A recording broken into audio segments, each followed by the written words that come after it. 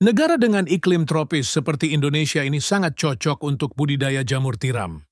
Cara budidaya jamur tiram cukup mudah dan modalnya pun tidak begitu banyak. Bagian yang paling sulit saat ini untuk budidaya jamur tiram adalah membuat baglok, yakni media tanam yang sudah berisi bibit jamur.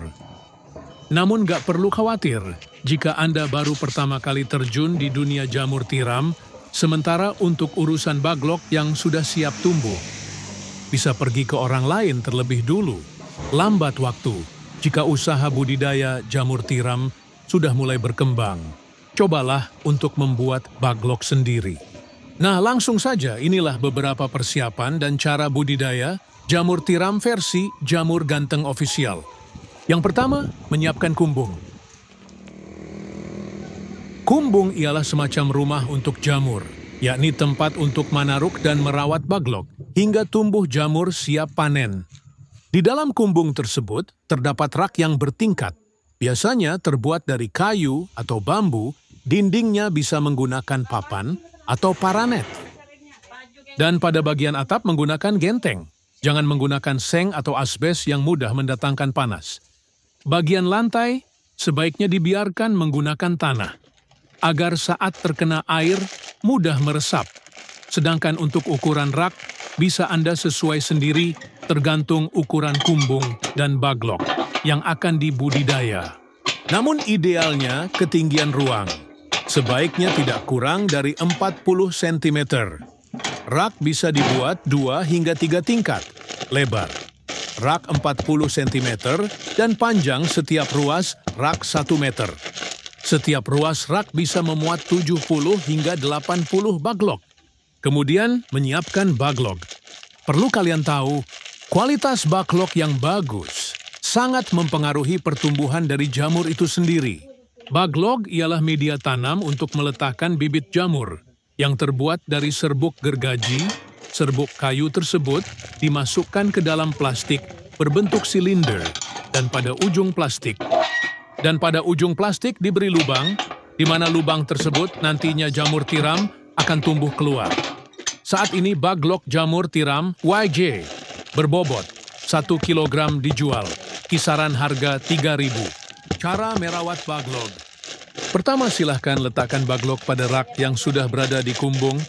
Anda bisa menyusunnya secara vertikal atau horizontal. Jika menyusun secara horizontal, berarti lubang baglok berhadapan ke samping. Sedangkan jika secara vertikal, maka lubang baglok menghadap ke atas. Namun biasanya, untuk para pemula lebih milih untuk menyusun baglok secara horizontal. Hal ini dilakukan agar tidak ada air yang masuk secara berlebihan saat nyiram baglok dan proses panen pun bisa lebih mudah. Kapan penyiraman dilakukan?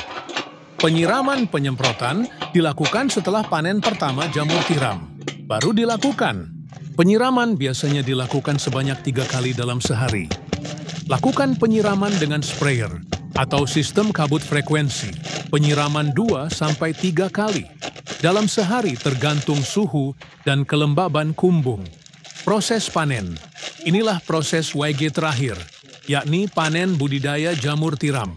Bila baglok yang digunakan permukaannya telah tertutup sempurna dengan miselium, biasanya dalam waktu 1 hingga 2 minggu sejak pembukaan tutup baglok.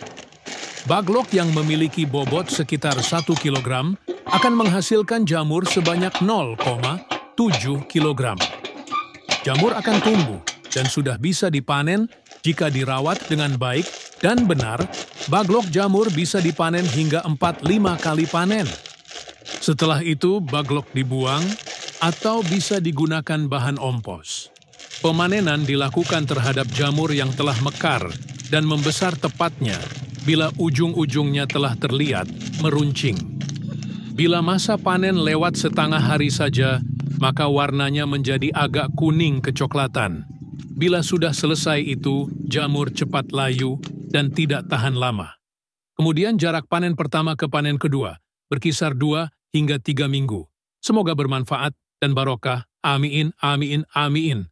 Monggo YJ minat mau usaha jamur tiram, bisa diorder baglok jamur tiramnya via 108 5259 352057 atau via Shopee Yayan Mushroom, gratis, konsultasi seputar dunia perjamuran, tidak usah khawatir, takut gagal siap dibimbing sampai berhasil.